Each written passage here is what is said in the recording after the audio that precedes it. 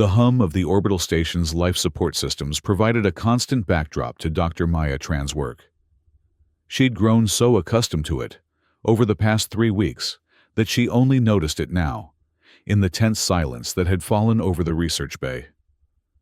Maya stood before the holographic display, arms crossed over her chest, eyes fixed on the flashing red error message that had appeared for the 5th time in as many minutes. "Every single biosensor we've deployed has gone offline," she said, tapping her finger against her forearm.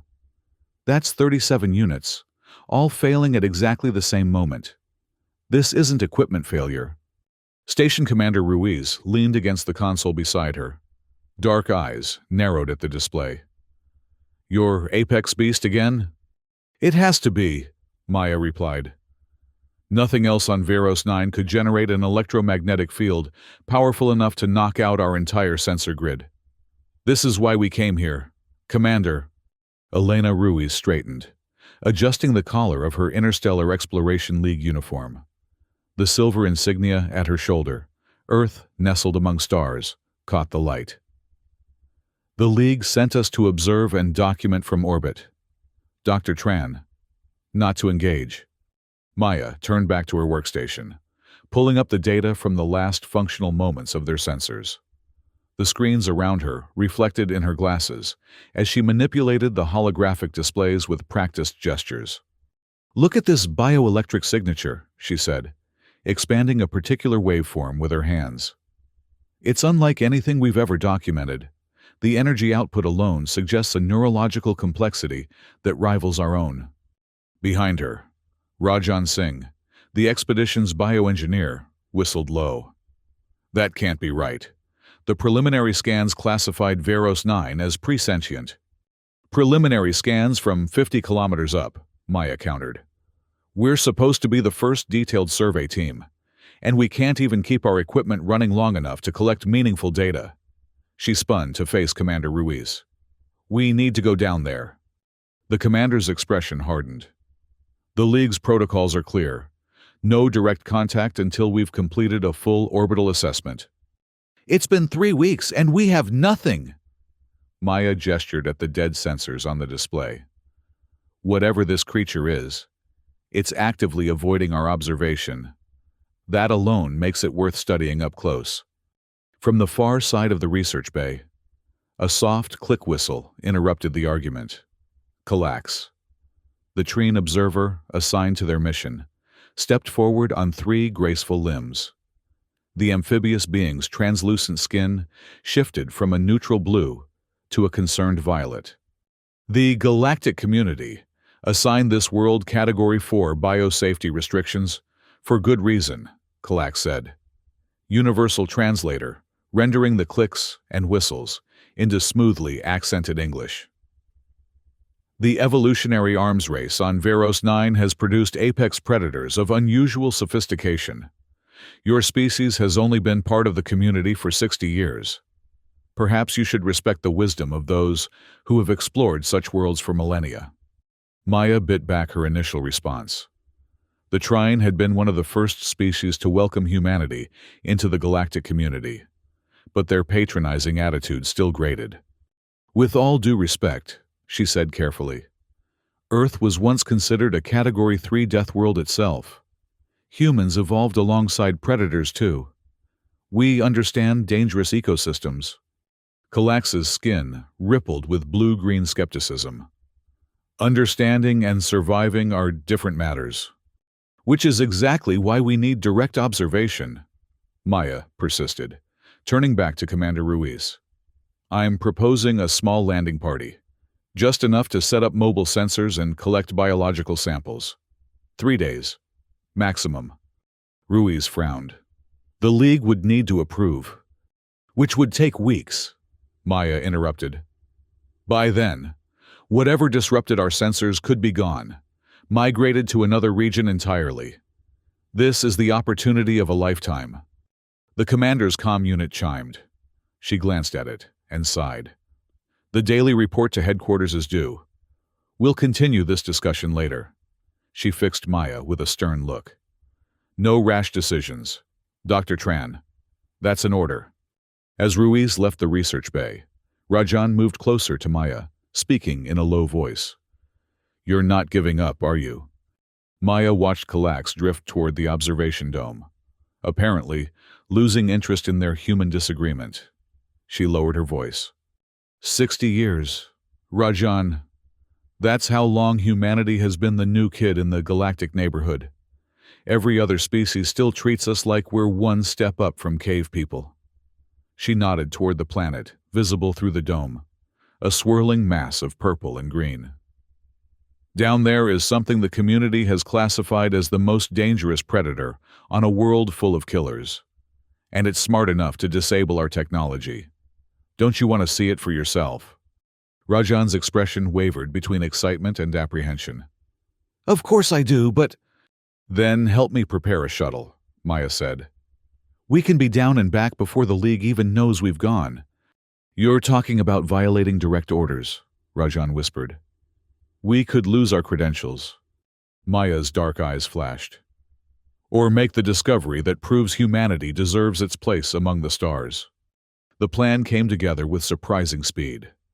Maya had already prepared most of the equipment, half expecting this outcome from the moment their sensors began failing. The shuttle, ostensibly prepped for emergency evacuation protocols, was stocked with atmospheric gear, mobile sensors, and collection equipment.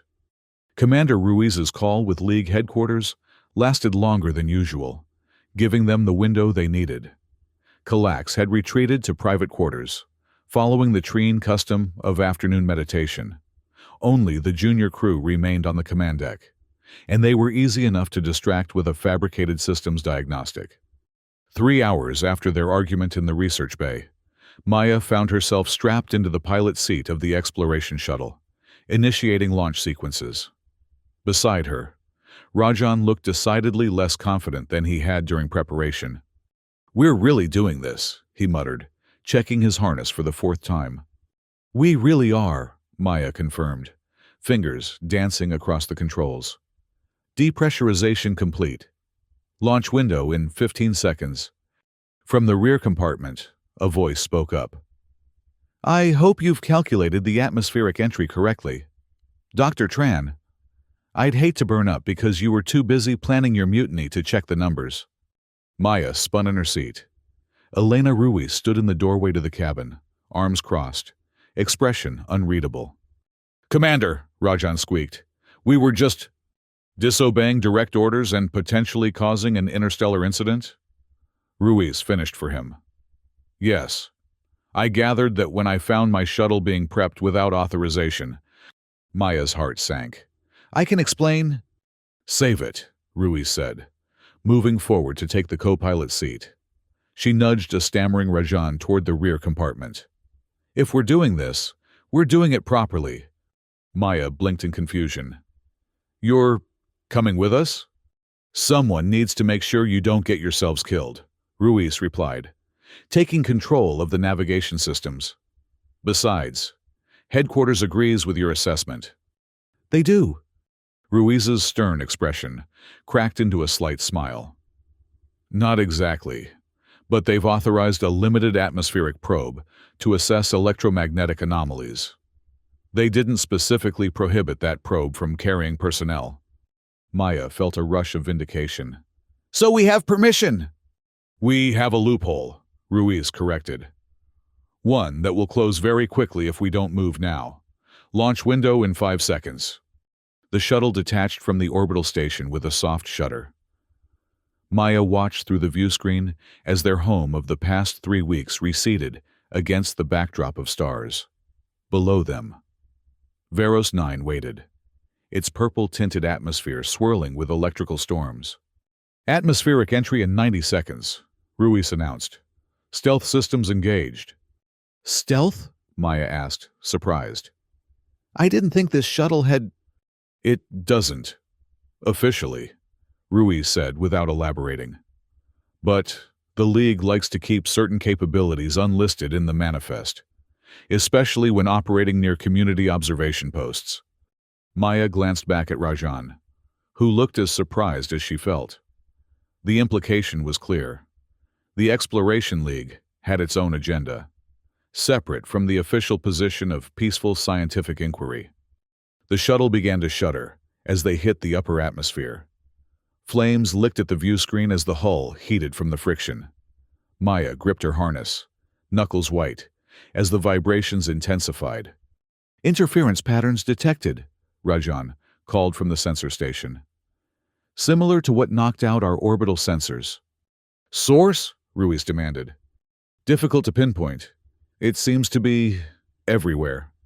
Maya leaned forward, watching as the flames outside gave way to swirling purple clouds. "It's the atmosphere itself. Something in the chemical composition is reacting to our presence." The shuttle broke through the cloud layer, and suddenly they were flying over an alien landscape. Vast forests stretched below them. The vegetation, a vivid purple so dark it appeared almost black in places. Scattered among the trees, pools of yellow liquid reflected the light of Veros 9's distant sun. "Sulfur lakes," Maya said, consulting her display. "The entire ecosystem is sulfur-based rather than carbon. That's why everything looks—" "Incoming!" Ruiz shouted, yanking the controls hard to starboard. Something massive shot past the view screen. A winged creature with a wingspan easily twice the length of their shuttle. Its skin was a mottled purple-black that blended perfectly with the forest canopy. And for a moment, all Maya could see were rows of gleaming teeth as it banked for another pass. "Evasive maneuvers," Ruiz barked, pushing the shuttle into a steep dive. "Rajan, what the hell is that thing?" "Not in our biological catalog," he replied, frantically checking the sensors. "But its bioelectric signature is off the charts." "Is it the apex beast?" Maya asked, excitement overriding her fear. "Too small," Rajan said. "According to the community records, the apex beast is at least 3 times that size." The flying creature screeched, the sound penetrating the shuttle's hull and setting Maya's teeth on edge. It dove after them, closing the distance with alarming speed. "Brace for impact," Ruiz called. The creature slammed into the shuttle's rear section, sending them into a spin. Warning lights flashed across the console as Ruiz fought to regain control. They were losing altitude rapidly, the treetops rushing up to meet them. "Emergency landing protocols!" Ruiz shouted over the blare of alarms. "Rajan, secure the equipment! Maya, find us a clearing!" Maya scanned the terrain ahead, desperate for any break in the dense forest. "There!" She pointed to a small gap in the canopy surrounding one of the sulfur lakes. "It's tight, but it's our only option." Ruiz nodded grimly and adjusted their trajectory. The shuttle screamed toward the clearing, its damaged engines struggling to slow their descent. At the last possible moment, Ruiz fired the emergency thrusters, bleeding off just enough speed to prevent a catastrophic impact. They hit the ground hard, skidding across the alien soil and coming to rest mere meters from the edge of the sulfur lake. For a long moment, the only sounds were the hiss of damaged systems and their own ragged breathing. "Status report," Ruiz finally said, her voice remarkably steady. "Hull integrity at 68%, Rajan reported from the rear station. "Life support functional. Communications." He paused. "Communications are offline." "The orbital station will have tracked our descent," Ruiz said. "They'll send a rescue team when we fail to report in." "And how long will that take?" Maya asked, unbuckling her harness. "Standard protocol is 24 hours. Ruiz grimaced. "But with Calax on board, they might wait for League authorization first." "So we could be here for days," Maya concluded. She couldn't help the smile that spread across her face. "Perfect." Ruiz narrowed her eyes. "This isn't a field trip, Dr. Tran. We've crash-landed on one of the most dangerous planets in the sector, with unknown hostile wildlife and no communication with our support team." "Exactly," Maya agreed, pulling equipment cases from their storage compartments. "We're doing exactly what we came here to do, observe the apex beast in its natural habitat. Now, we just have more time to do it." "Assuming we survive that long," Rajan muttered, but he was already helping Maya with the equipment. Ruiz watched them for a moment, then sighed. Fine. But we establish a secure perimeter first, and no one leaves the shuttle until we've completed a full environmental scan. Maya nodded her agreement, too excited to argue. After 60 years of humanity being treated as galactic newcomers, she was about to come face to face with the most dangerous predator in this corner of the galaxy. Whatever the risks, the potential discovery was worth it.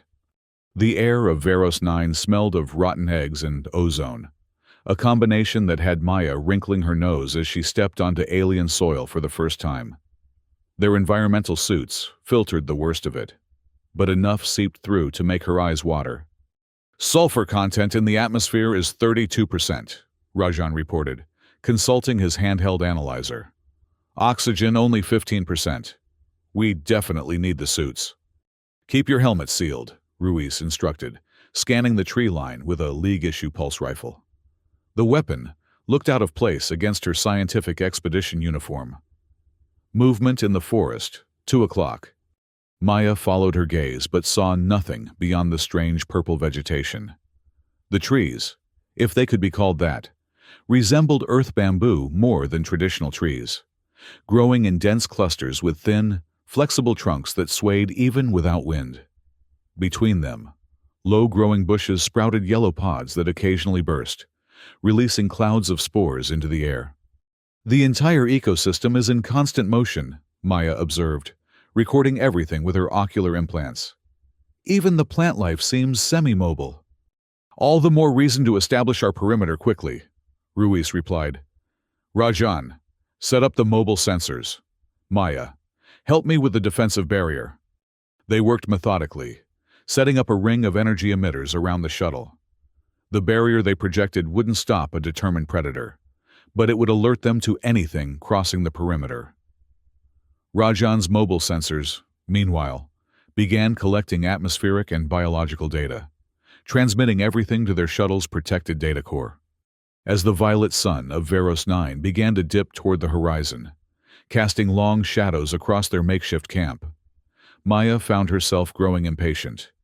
They had yet to venture beyond their small clearing, and so far, the only wildlife they'd observed were small, six-legged creatures that scuttled through the underbrush, feeding on fallen spore pods. We need to go deeper into the forest, she said, as they gathered in the shuttle for their evening meal. The apex beast won't come to us.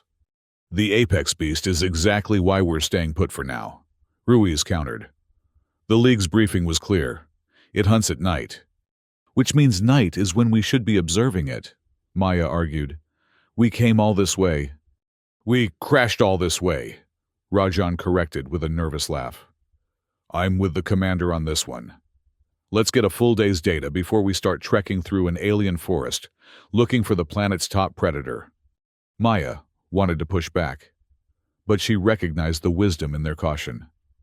Besides, the sensor data they were collecting was already fascinating. The biological diversity of Veros 9 far exceeded their orbital estimates, with the mobile sensors detecting dozens of distinct species just within scanning range of their camp. Fine, she conceded. But tomorrow, we expand our search area. Ruiz nodded. Agreed. But we move as a team, and we maintain contact with the shuttle at all times.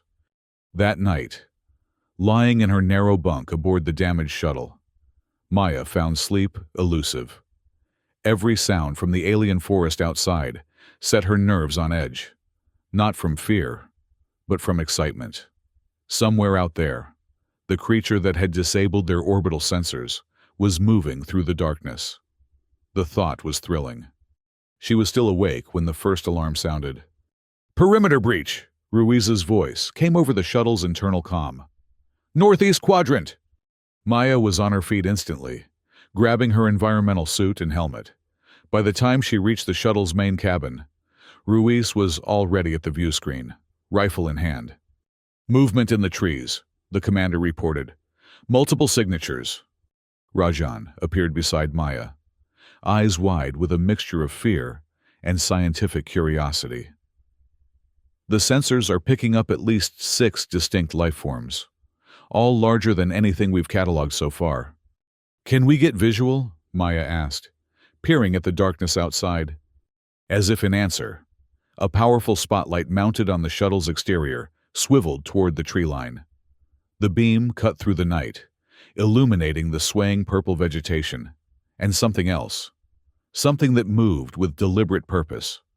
They caught glimpses of sleek, reptilian bodies, each easily the size of an earth crocodile, but with multiple limbs that allowed them to climb through the trees with unsettling agility.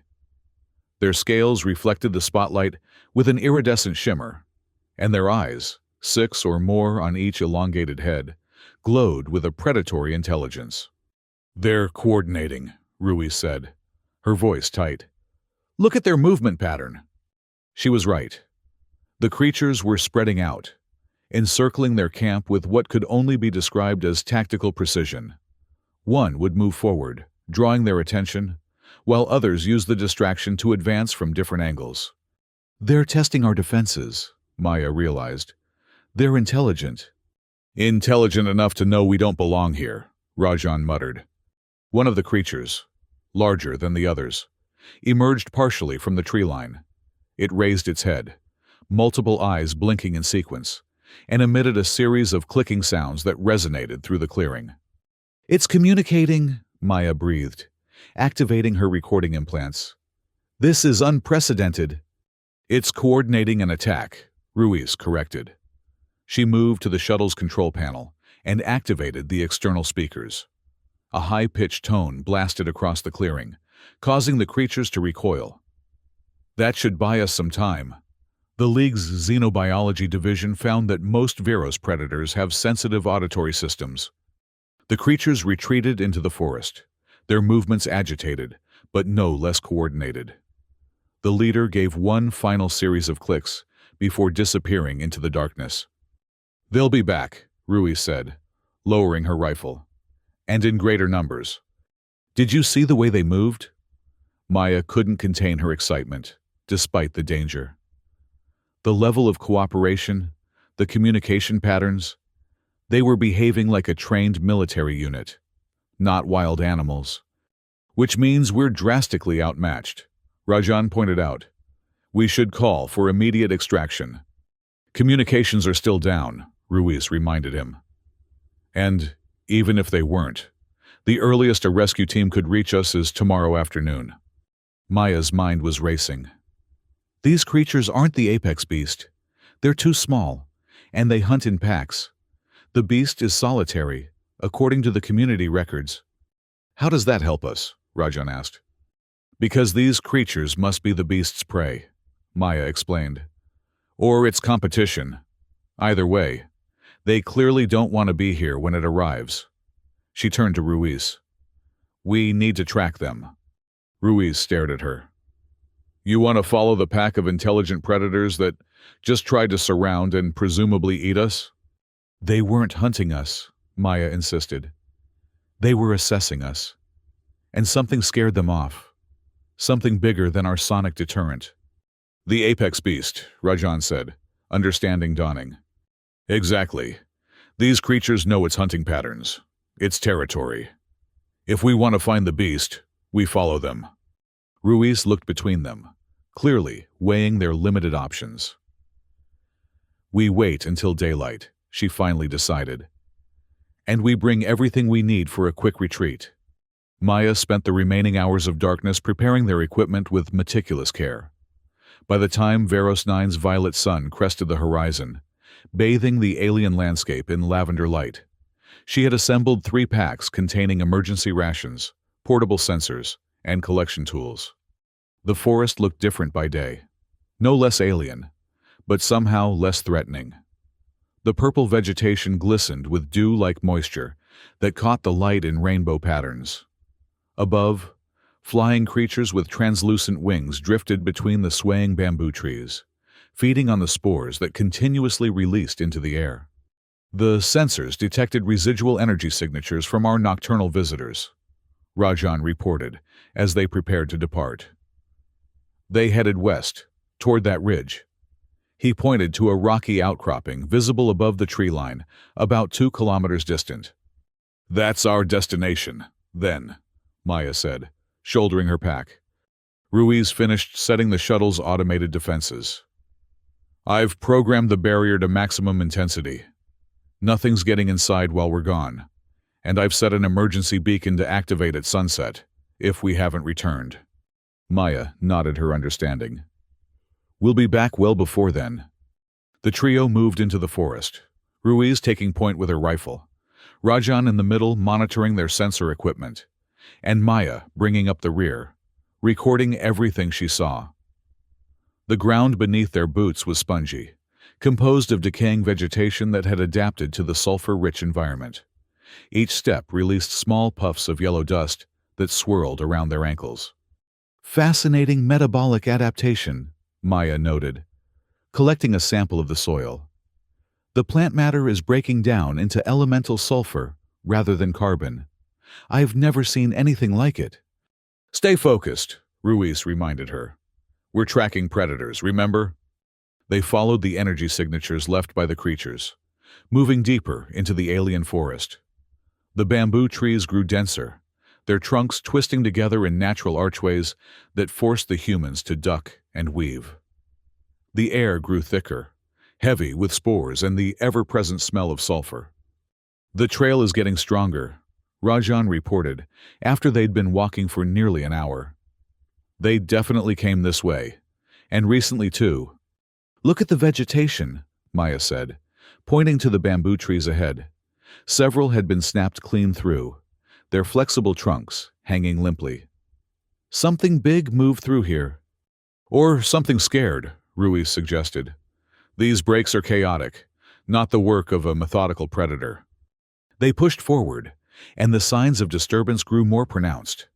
Entire sections of the forest floor had been torn up, as if in a frenzied escape. Yellow spore pods had been crushed, releasing clouds of particulate matter that made their environmental filters work overtime. Whatever happened here, it was violent, Maya observed, her excitement tempered by a growing sense of unease. They reached a small clearing where the destruction was most evident. The ground was scored with deep furrows, and several of the larger bamboo trees had been uprooted entirely. In the center of the clearing lay the remains of one of the creatures they'd seen the night before. Preliminary genetic analysis indicates this is the pack leader, Rajan said, running his scanner over the carcass. Cause of death appears to be catastrophic neural collapse. It wasn't killed by physical trauma, Maya realized, kneeling beside the creature despite Ruiz's warning to stay back. Look at the body, no wounds, no signs of predation. It's as if its entire nervous system just shut down. The apex beast, Ruiz said, her voice hushed. The community records mentioned its hunting method was unique. Maya collected tissue samples from the dead creature, storing them carefully in her pack. We must be getting close to its territory. Which means we should turn back, Rajan suggested, nervousness evident in his voice. Not yet, Maya said, standing. The energy readings are strongest toward that rock formation. She pointed to where the ridge they'd spotted earlier was now clearly visible through the trees. If the beast's lair is there, this might be our only chance to observe it. Ruiz hesitated, then nodded. 1 hour. We approach, set up remote sensors, and retreat. No heroics. Dr. Tran. Maya agreed. Though inwardly, she had no intention of leaving without at least glimpsing the creature that had brought them to this world. The terrain grew rockier as they approached the ridge, the purple vegetation giving way to bare stone, streaked with yellow sulfur deposits. The air was noticeably thinner here, and even through their environmental suits, they could feel the temperature dropping. Energy readings are off the scale, Rajan reported, his voice hushed as if afraid of being overheard. Whatever it is, it's big. Really big.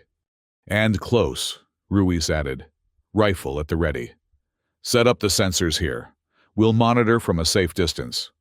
Maya helped Rajan deploy the mobile sensors, positioning them to cover the approach to a dark opening in the rock face ahead. A cave entrance, partially concealed by hanging vine-like growths. As they worked, she couldn't shake the feeling of being watched. "There's something odd about these readings," Rajan muttered, frowning at his equipment. "The energy signature is fluctuating in a regular pattern, almost like a heartbeat," Maya finished for him. "It's alive and it knows we're here." As if to confirm her words, a low vibration rumbled through the ground beneath their feet. It wasn't quite a sound, more a feeling that bypassed their ears and resonated directly in their bones. The sensors beeped in alarm as their reading spiked. "Movement in the cave," Ruiz warned, backing away slowly. "We need to go, now." Maya stood transfixed as the hanging vines at the cave entrance began to sway, disturbed by something moving in the darkness beyond. The vibration intensified, and she could feel her teeth chattering in response. "Maya!" Rajan grabbed her arm. "We have to—" The ground erupted between them. Later, Maya would struggle to describe what happened next. The rocky soil split open as if unzipped from below, and something massive surged upward in a spray of stone and yellow dust. All she registered in that chaotic moment were segments. Huge, armored sections of a body that seemed to go on forever as it rose into the air. Ruiz fired her rifle, the energy pulses illuminating more of the creature, a segmented, worm-like body covered in overlapping plates that deflected the shots harmlessly. It towered above them, swaying like the bamboo trees, before crashing down directly where Rajan had been standing. "Rajan!" Maya screamed, thrown backward by the impact. Through the dust cloud, she saw him scrambling away on all fours, his pack and equipment abandoned. The creature, not the apex beast, but something equally terrifying, twisted its massive body, reorienting toward the fleeing scientist. Ruiz fired again, aiming for what appeared to be sensory organs clustered around what might be its head. "Run!" she shouted at Maya. "Back to the shuttle!" Instead, Maya lunged for the abandoned sensor pack. Whatever this creature was, it was part of the ecosystem they'd come to study. She couldn't leave without data.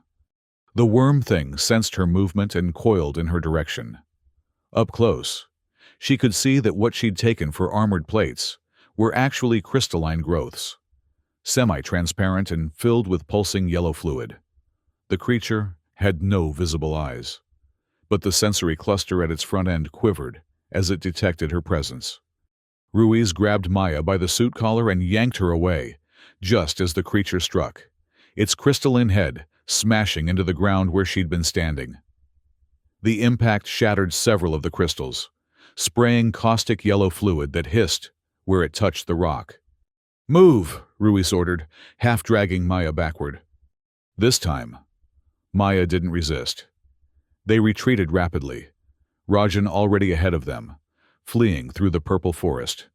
Behind them, the worm creature let out a sound that was half roar, half screech, and began to pursue, not by slithering as Maya might have expected, but by throwing its front section forward and then pulling the rest of its body behind it in powerful, loping movements. "It's gaining!" Rajan called back, his voice tight with panic. "Split up," Ruiz commanded. "It can't follow all of us." Maya veered left, crashing through the underbrush. She could hear the creature behind her, its massive body snapping bamboo trees like twigs. The ground shook with each impact as it pursued her. "Why me?" she thought wildly. "Why not follow Ruiz or Rajan?" Then, she felt the warm trickle down her arm. In the chaos, she'd cut herself on something, a jagged rock or broken crystal, and blood was seeping through a tear in her environmental suit. The creature must have sensed it, homing in on the smell of human blood. Maya ran harder, lungs burning inside her helmet. The forest blurred around her as she pushed her body to its limit.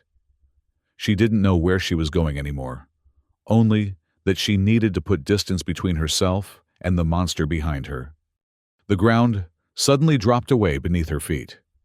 Maya tumbled down a steep embankment, rolling uncontrollably through purple vegetation until she splashed into shallow water. A sulfur lake, smaller than the one near their landing site, but large enough to break her fall. She scrambled to her feet, the yellow water soaking her up to her knees. Her helmet sensors warned of contaminants entering through the tear in her suit. The sulfur wouldn't kill her immediately, but prolonged exposure would cause serious chemical burns.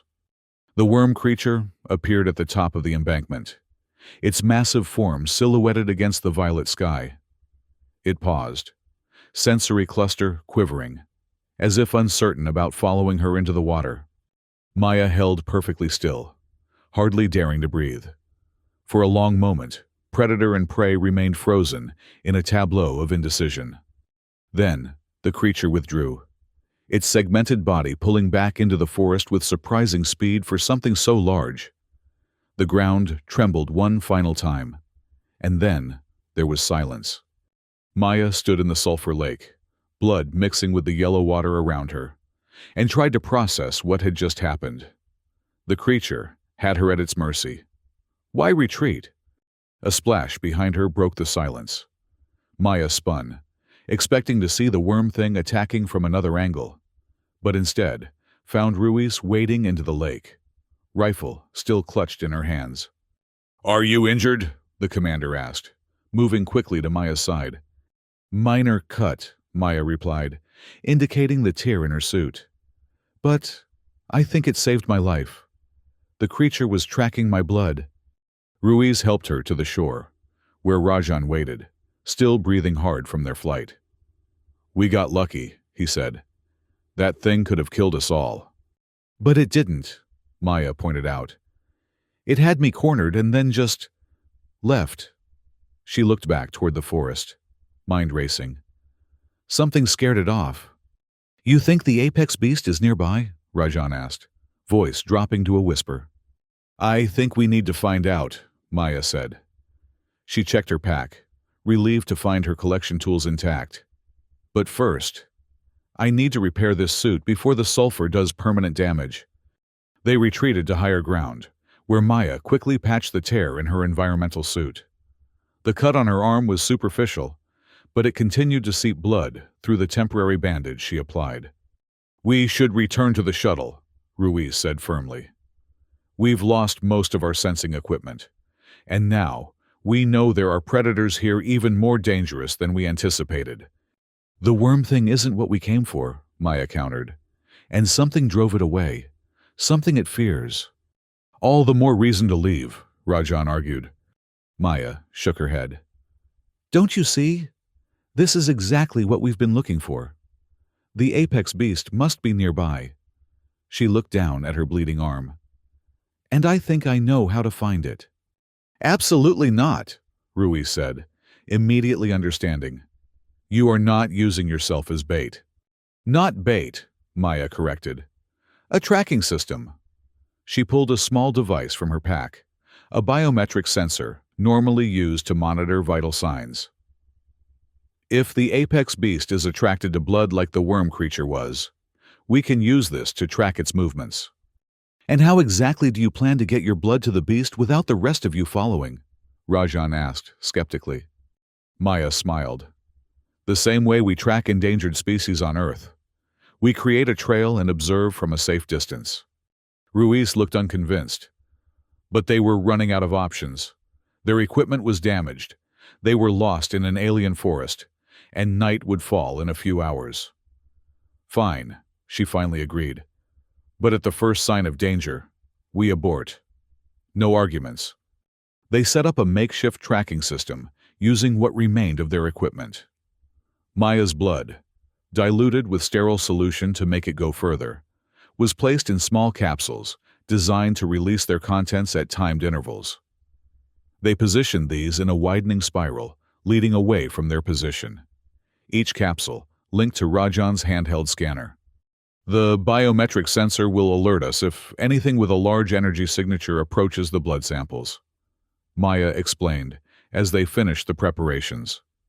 "It's not foolproof, but it's the best we can do with what we have." "And then what?" Ruiz asked. "Assuming your plan works and the apex beast follows the trail, what exactly do you hope to accomplish?" Observation, Maya said simply. No one has ever seen this creature up close and lived to document it. If we can just record its behavior, its physical characteristics, that alone would be a significant scientific breakthrough. They retreated to a rocky outcropping that offered both concealment and a clear view of the area where they'd placed the final blood capsule. As the violet sun began its descent toward the horizon, the forest grew quiet, as if the native wildlife sensed the coming night and the dangers it brought. First capsule has been triggered, Rajan reported, watching his scanner. Something big is moving through the forest. Maya felt her heart rate accelerate. After 3 weeks in orbit, after risking their careers and their lives, they were finally about to encounter the creature they'd come to study.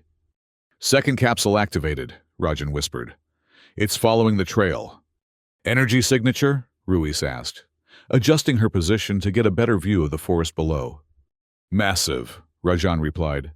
Bigger than the worm thing, but different, more concentrated. Minutes ticked by as the unseen creature followed their blood trail, triggering capsule after capsule. Maya had her recording implants ready, determined to capture every moment of their encounter. Final capsule, Rajan breathed. It's close. The undergrowth at the edge of the small clearing below them stirred. Maya held her breath, eyes straining in the fading light. Something was moving there, something large and deliberate. It emerged slowly, with a caution that spoke of intelligence, rather than mere animal instinct. Maya's first impression was of darkness, a void that seemed to absorb the purple twilight, rather than reflect it. As her eyes adjusted, the shape resolved into a massive, quadrupedal form with a low-slung body that rippled with muscular power. The apex beast. It was both more and less terrifying than Maya had imagined. More, because its size dwarfed any Earth predator, its shoulders standing higher than a tall human, even as it moved in a half-crouch. Less, because there was a grace to its movements, a calculated precision that spoke of something beyond mere predatory aggression. Its hide was a deep purple-black that would render it nearly invisible in the forest at night. What had appeared at first to be armor plating was actually a series of overlapping scales that shifted with each movement, creating the impression of a living shadow. Its head was elongated, reminiscent of an earth crocodile, but with subtle differences. No visible eyes that Maya could discern, but a series of ridged sensory organs running along the top of its skull. "It's beautiful," she whispered, unable to help herself. The beast froze, head swinging toward their hiding place with unerring accuracy. It had heard her.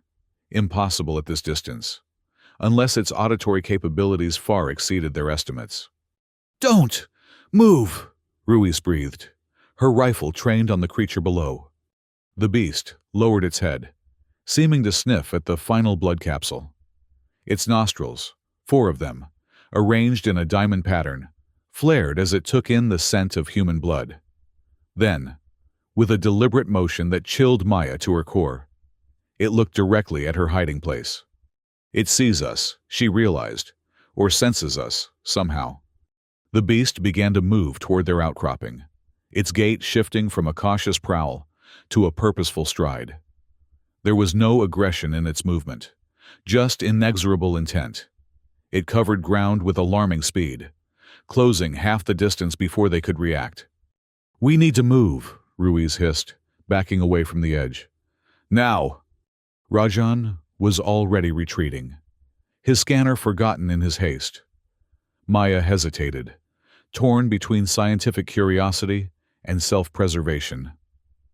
The beast was nearly at the base of their rocky shelter now, its massive form gathering as if to leap up to their position.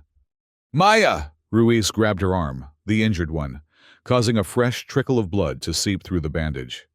The reaction was immediate.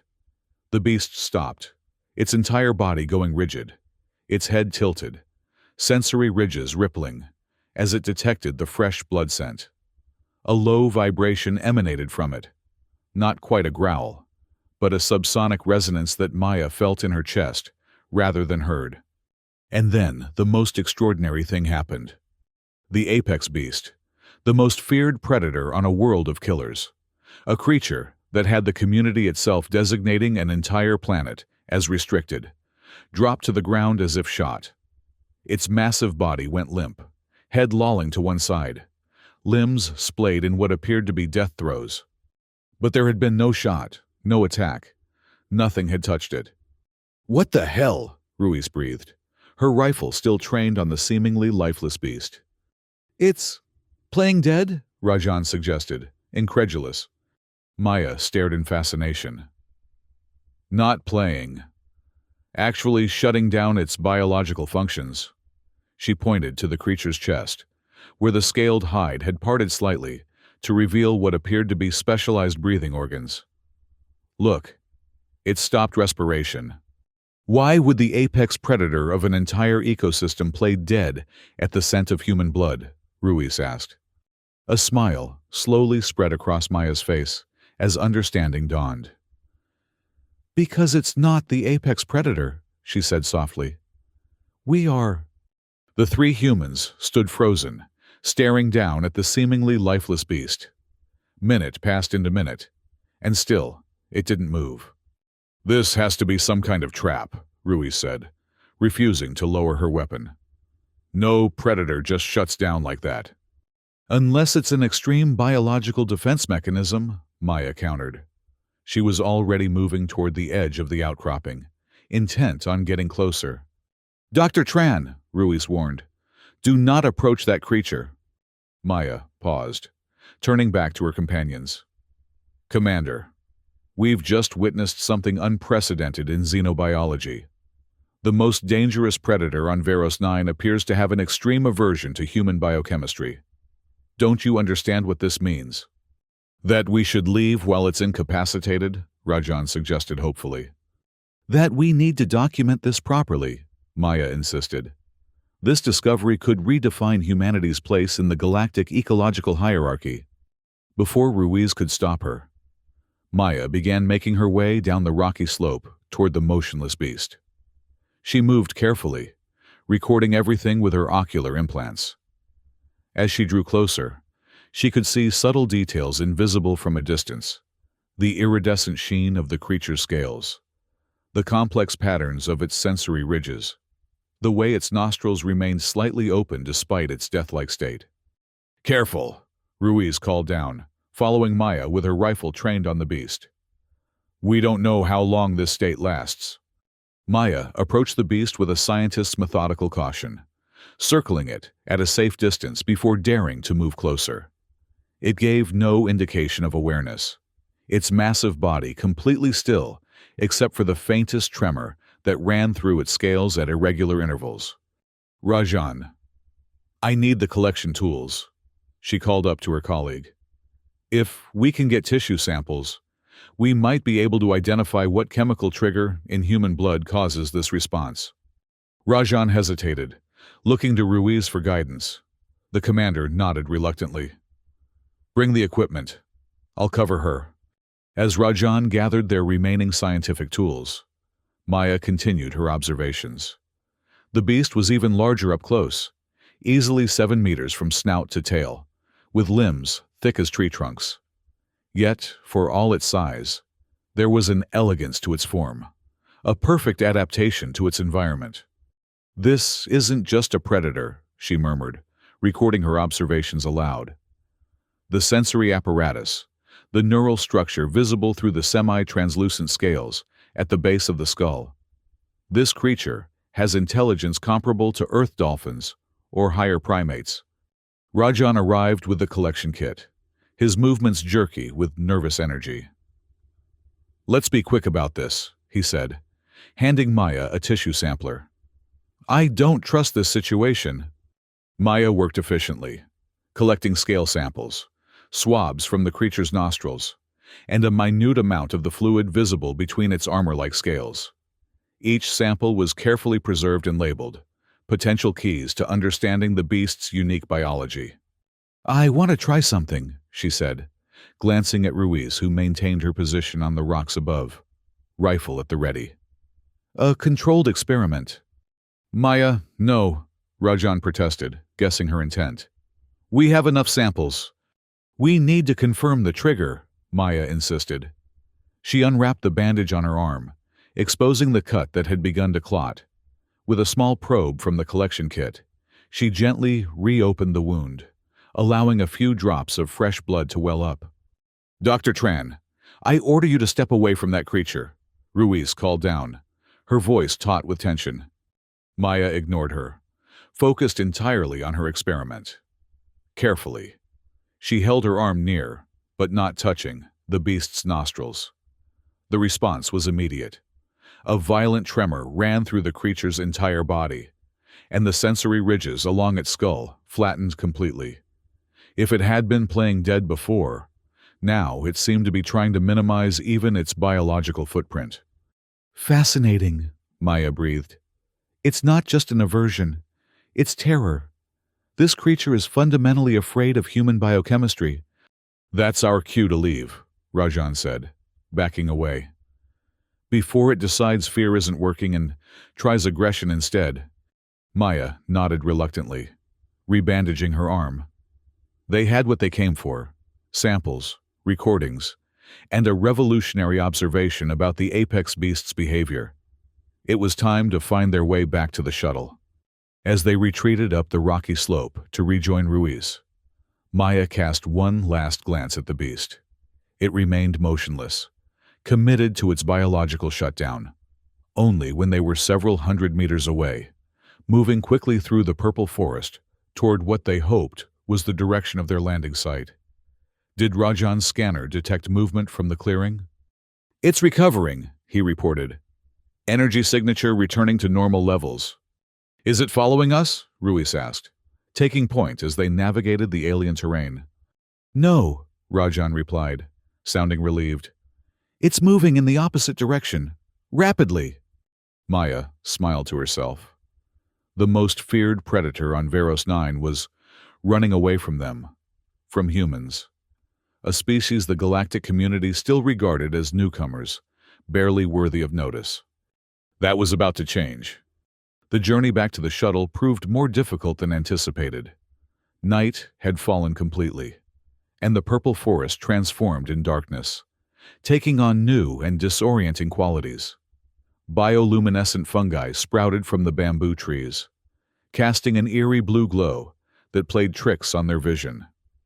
Sounds that had been merely background noise during the day, clicks, whistles, and low thrumming vibrations, now seemed to follow their every movement. The shuttle should be northwest of our position, Ruiz said, consulting her wrist-mounted navigator. But the magnetic field is fluctuating. I can't get an accurate reading. The apex beast's territory might be affecting electronic equipment, Maya suggested. Like it did with our orbital sensors. Or this entire planet is designed to kill us, Rajan muttered. I vote we keep moving and hope for the best. They pressed on, their path illuminated by the faint glow of Veros 9's 3 moons and the bioluminescent vegetation. The environment seemed to grow more hostile with each passing hour. Vines that hadn't been there during the day now hung from the bamboo trees, dripping with caustic yellow fluid that sizzled when it hit the ground. More than once, they had to backtrack to avoid patches of ground that bubbled and shifted, as if alive. The ecosystem is actively responding to our presence, Maya observed, recording everything despite their precarious situation. It's as if the entire forest is a single organism, adapting to counter the intrusion. Less theorizing, more walking, Ruiz directed, cutting through a particularly dense cluster of vines with her rifle's energy blade attachment. They had been traveling for nearly 3 hours when Rajan suddenly stopped, holding up a hand for silence. Do you hear that? Maya and Ruiz paused, straining to pick out any unusual sound from the cacophony of alien night noises. Then, Maya heard it, a low, rhythmic humming that seemed to resonate with something deep in her chest. The shuttle's emergency beacon, she realized. It activated at sunset, just as you programmed it. We're close, Ruiz confirmed, her pace quickening. Less than a kilometer, Judging by the signal strength, the forest began to thin as they approached their landing site, the dense bamboo trees giving way to more sparse vegetation. Through gaps in the canopy, they could see the sulfur lake gleaming yellow in the moonlight, and beyond it, the dark shape of their damaged shuttle. "We made it," Rajan breathed, relief evident in his voice. "Something's wrong," Ruiz said, her posture suddenly tense. "The perimeter barrier is down." She was right. The energy emitters they'd placed around the shuttle were dark, their protective field nowhere to be seen. As they drew closer, moving with renewed caution, Maya could see other signs of disturbance. Equipment scattered across the clearing. One of the shuttle's exterior panels hanging loose. "Could the worm creature have found the shuttle?" Rajan whispered. "Or the pack hunters from last night," Maya suggested. "Either way, we need to approach carefully." Ruiz took point, rifle at the ready, as they crept toward the edge of the clearing. The shuttle appeared abandoned, its emergency beacon the only system still active. The clearing itself was eerily still. None of the small scavengers they'd observed earlier in evidence. "I'll check the perimeter," Ruiz decided. "You two wait here until I give the all clear." Before Maya could protest, the commander was moving across the open ground toward the shuttle, her body low and ready for action. She reached the first fallen emitter, examining it briefly before continuing her circuit of the landing site. "She's going to get herself killed," Rajan muttered. "We should be sticking together." Maya was about to agree when movement caught her eye, not from the clearing, but from the forest behind them. Something large was approaching, moving with deliberate stealth through the undergrowth. "Rajan," she whispered, gripping his arm. "Don't turn around." "But I think we're being stalked." He froze, eyes widening. "The beast?" Maya shook her head slightly. "Wrong direction. It was heading away from us, remember?"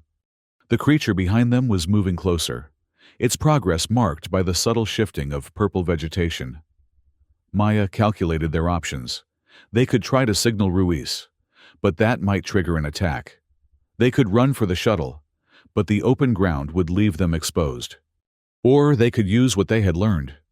"My blood," Maya whispered to Rajan. "It drives predators away." Understanding dawned in his eyes. "You want to use yourself as a deterrent?"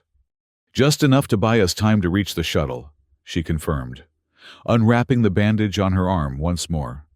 The cut had almost closed, but she pressed on it firmly, reopening the wound. Fresh blood welled up, warm against her skin. The movement behind them stopped abruptly. Maya could feel the creature's attention shift, focusing on the scent of human blood, now pervading the air. She turned slowly, arm extended, to face whatever was stalking them. It wasn't the worm creature or the pack hunters. It was something new, a massive, insectoid being with multiple jointed limbs and a segmented body covered in chitinous plates. Its head was dominated by compound eyes that reflected the moonlight in faceted patterns, and what appeared to be sensory antennae quivered as it detected Maya's blood. The reaction was instantaneous and identical to the apex beast's. The creature's entire body seized up, limbs locking in place, antennae flattening against its head. It didn't collapse like the beast had, but it was clearly experiencing the same biological shutdown, rendered immobile by some chemical trigger in human blood. "It works on different species," Maya breathed, amazed. "The effect isn't limited to the beast." "Fascinating," Rajan said tensely. "Now, can we please get to the shuttle before it wears off?" They backed away from the paralyzed creature, moving quickly toward the clearing where Ruiz had completed her circuit of the perimeter and was waving them forward. "The barrier emitters have been disabled," she reported as they reached her. "Something methodically destroyed each one, but the shuttle itself appears intact, aside from some external damage." "Something that knew exactly what the emitters were and how to neutralize them," Maya said, the implications dawning on her. "That's not animal behavior." They moved cautiously to the shuttle, Ruiz taking point while Maya kept her bleeding arm exposed, ready to deter any further predators. The shuttle's airlock opened at Ruiz's command, and they piled inside, sealing it behind them. The interior was as they had left it, untouched by whatever had disabled their perimeter defenses. Ruiz immediately moved to the control console, checking the shuttle systems. "Communications are still down," she reported. "But life support and propulsion are functional. We could attempt an orbital escape if necessary." "Not yet," Maya said firmly. "We have a discovery of potentially galaxy-changing significance. We need to document everything properly before we leave. In case you've forgotten, Dr. Tran, we're stranded on a hostile alien world with at least 3 different predator species that want to eat us," Rajan pointed out, "and something intelligent enough to disable our defenses." "Something that deliberately avoided entering the shuttle," Maya countered. "Don't you find that interesting? It could have destroyed everything, but it only took out the perimeter emitters." "Almost as if it was testing us," Ruiz mused. "Or sending a message." Maya nodded. "Exactly. There's more happening on Veros 9 than the community records indicate. We need to understand what we're dealing with before we report back." They spent the next several hours analyzing their findings. The samples from the apex beast yielded fascinating results. Its cellular structure was unlike anything in their database, with specialized organelles that appeared capable of generating the electromagnetic interference that had disabled their sensors. More significantly, when exposed to human blood in the shuttle's small laboratory, the beast's cells underwent a dramatic transformation, their metabolic processes shutting down in a manner consistent with the full-body reaction they had witnessed. "It's a genetically programmed response," Rajan concluded, examining the results. "A biological failsafe so fundamental, it operates at the cellular level." "But why?" Ruiz asked. "What evolutionary advantage would a top predator gain from shutting down at the mere scent of a species it's never encountered before?" Maya stared at the data scrolling across her screen, a theory forming in her mind. "Unless it has encountered us before," she said quietly. "Or something like us." "Impossible," Rajan objected. "Humanity only joined the galactic community 60 years ago. We've never had contact with Veros 9 before this mission." "Humanity hasn't," Maya agreed. "But what if something similar to humans visited this world in the distant past? Something close enough to us biologically that the beast evolved this defense mechanism."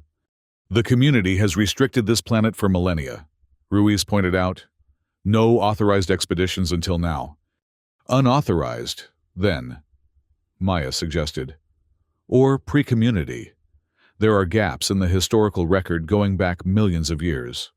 Species that rose and fell before the current political structure was established." They debated theories late into the night, comparing their findings with the limited data available in the League's xenobiology database. Eventually, exhaustion overtook them, and they agreed to rest in shifts, with one person always on watch. Maya took the first watch, using the time to organize her recordings and prepare a preliminary report. As she worked, she couldn't shake the feeling that they had stumbled onto something far more significant than a simple biological oddity. The apex beast's reaction to human blood, the intelligence evident in the planet's ecosystem, the deliberate disabling of their perimeter defenses, all pointed to a complex situation that the community either didn't understand or had deliberately concealed. Dawn broke over Veros 9, the violet sun casting long shadows across the clearing outside their shuttle.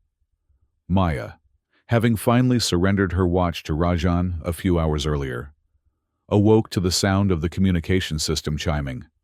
"We have contact with the orbital station," Ruiz announced, as Maya joined them in the shuttle's main cabin. "They've picked up our emergency beacon and are preparing a rescue team." "Did you tell them about our findings?" Maya asked, suddenly alert. Ruiz shook her head. "I gave them the basics: crash landing, hostile wildlife, need for extraction. I thought it best we discuss how to present our discoveries before filing an official report." Maya nodded gratefully. Good thinking. This information could be politically sensitive, because it suggests humans might be more dangerous than the community has acknowledged, Rajan asked. Exactly, Maya confirmed. If predators on Veros 9 have evolved specific defenses against human biochemistry, it raises questions about our species' history and place in the galactic ecosystem. Questions the League might not want answered, Ruiz added. At least not publicly. They spent the morning preparing for extraction, gathering their samples and data cores, ensuring nothing would be left behind. The clearing remained eerily quiet. None of the predators they'd encountered venturing near the shuttle. Whether it was Maya's blood that kept them at bay or some other factor, the humans were grateful for the respite. By midday, the rescue shuttle was visible in the purple sky, descending toward their position. As it touched down on the far side of the clearing, Maya felt a strange reluctance to leave.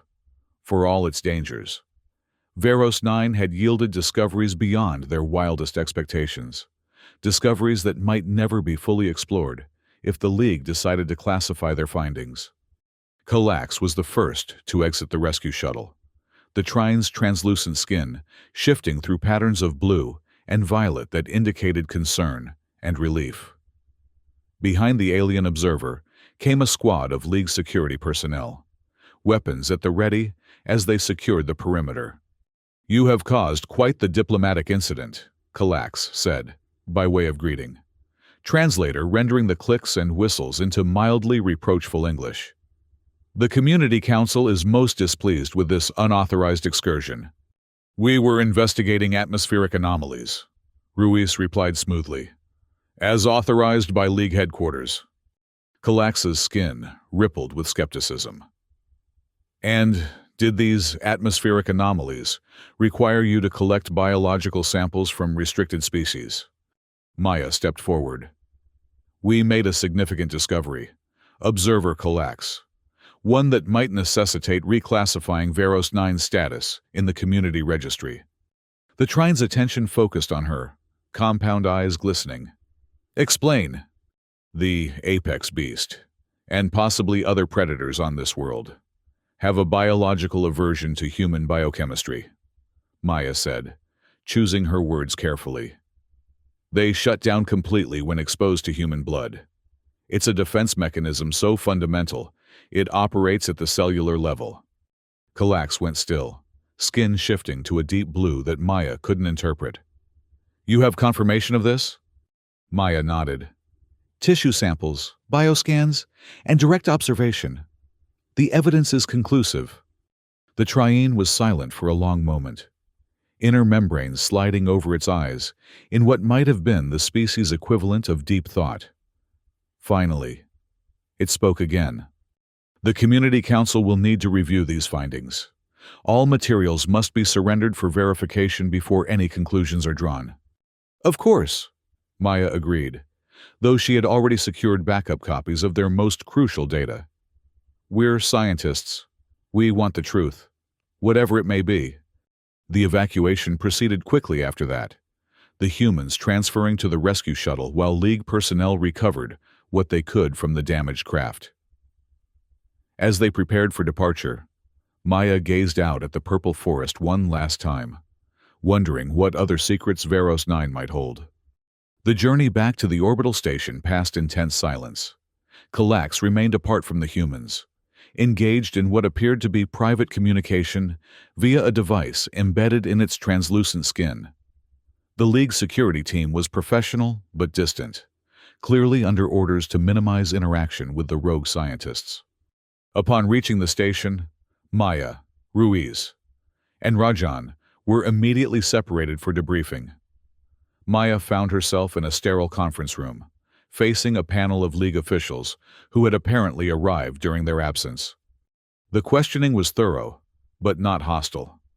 They wanted details of the expedition, descriptions of the creatures encountered, and particularly, comprehensive information about the apex beast's reaction to human blood. Maya provided everything they asked for, emphasizing the scientific significance of their findings, while downplaying the potential political implications. Your actions violated at least 7 league protocols and 3 community agreements, the senior official finally said. A stern-faced woman, whose insignia identified her as Admiral Chen. Under normal circumstances, this would result in the immediate revocation of your scientific credentials. Maya steeled herself for the worst.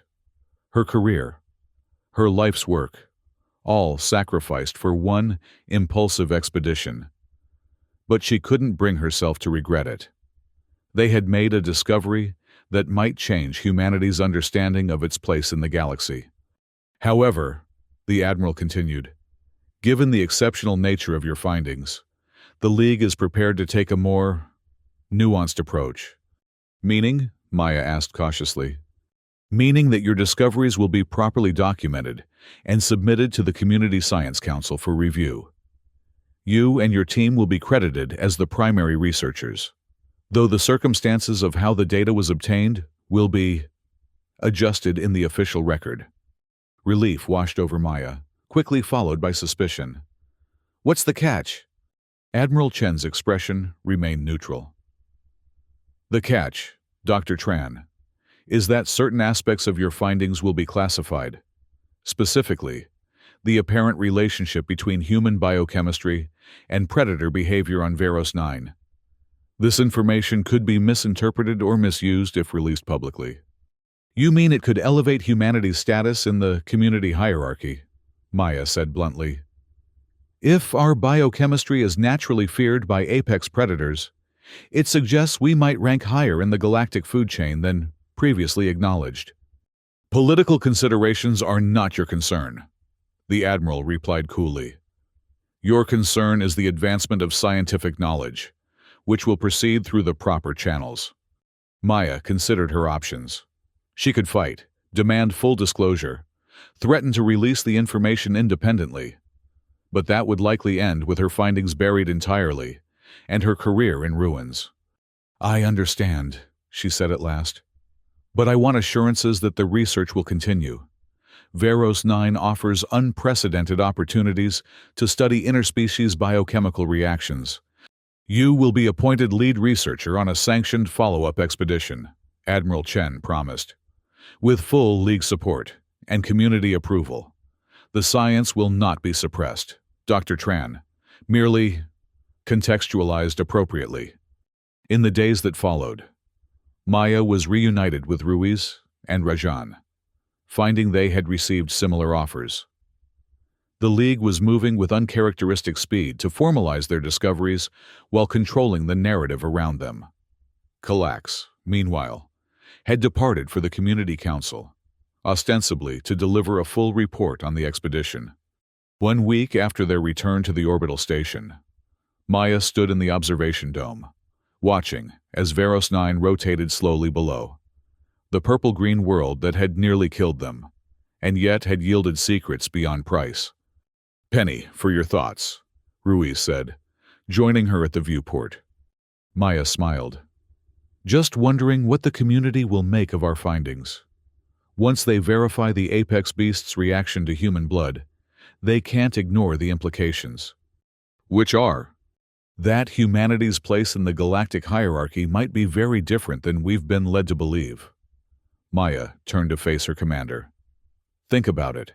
The most dangerous predator on a death world has evolved a specific defense mechanism against human biochemistry. That doesn't happen without evolutionary pressure. You think humans, or something like us, have been to Veros 9 before, Ruiz stated. Far earlier than official records indicate. I think it's a possibility worth exploring, Maya replied, and one that might explain why certain species in the community have been so cautious around us. Ruiz considered this. The League seems eager to pursue the research, even if they're controlling the public narrative. That suggests they see an advantage in these findings. Leverage, Maya agreed. Knowledge is power, especially in interstellar politics. Their conversation was interrupted by Rajan, who hurried into the observation dome with a tablet in hand. "You need to see this," he said, excitement evident in his voice. The preliminary analysis of the beast's tissue samples just came back from the League's central laboratory. Maya took the tablet, scanning the results with growing amazement. "This can't be right," she murmured. "The genetic markers are showing similarities to early hominid DNA," Rajan finished for her. "About 2% correlation with ancient human genetic material."